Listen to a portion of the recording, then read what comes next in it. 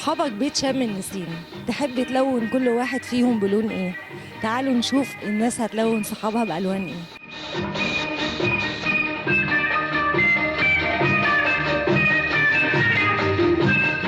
لو صحابك بيت شم نسيم، تحب تلون كل واحد فيهم لون ايه؟ يعني مين الازرق، مين الاحمر، مين الاخضر؟ هو انا احسبهم كلهم زي ما هم بيض، يعني اللون الابيض يغلب عليهم يعني.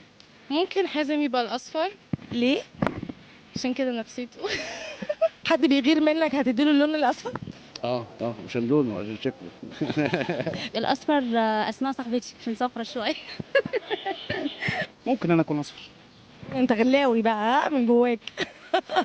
يعني في واحدة مثلا بحبها قوي هختار لها مثلا اللون الأحمر. أختار لي دي اسمها ايه؟ أمل.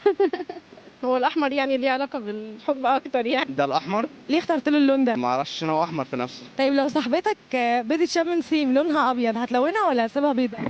الأحمر. لون الحب ده. لا ده يبقى صعب قوي، دي تبقى صعب. أبيض بيور. ده خلاها حمرا. أدي الأحمر يعني. اسود. طيب دلوقتي لو اخترت معايا بيضة، تحب امسك لك بيضة كده، تحب تكسرها على دماغ مين؟ دماغ صاحبتي ده.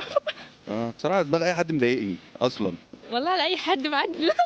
تمام، انت تاخد البيضة دي تمشي بيها وشم النسيم، اللي يضايقك تكسرها على دماغه. بكر. ليه طيب؟ كده دماغه ناشفة. كده عشان يبقى الموضوع فان قوي. نفس المدرس اللي كنت اديها له من غير ما الون، ممكن على دماغ الدكتور. الدكتور بتاعك في الجامعة ده ولا ايه؟ اه حلوه دي. الواد صاحبي ده القرعه دي. ليه عمل لك ايه؟ كده عشان حبيبي. أيوة صح. يبقى يستاهل، يبقى يستاهل. صاحبتي أمولة، تعالي يا حبيبتي. عملت لها ايه يا امولة؟ يا ملونين البيت في شم النسيم لون الحنين والشوق وخمر النديم، وتعرفوش سايق عليكم النبي تلونوا الايام بلون النعيم.